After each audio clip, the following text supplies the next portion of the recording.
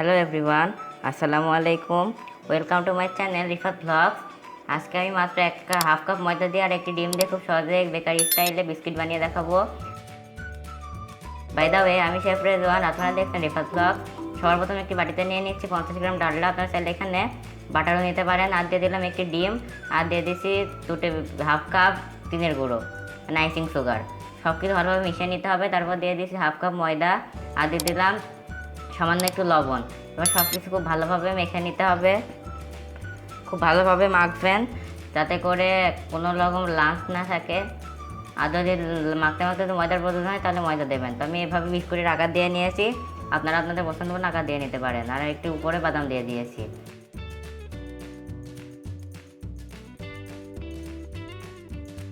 তো অপর দিকে একটি কড়াইতে লবণ দিয়ে ক্রিস্টান বসে গরম করতে রেখেছিলাম 10 মিনিট। এবার বিস্কুটটাকে দিয়ে 20 মিনিট বেক করে নিচ্ছি।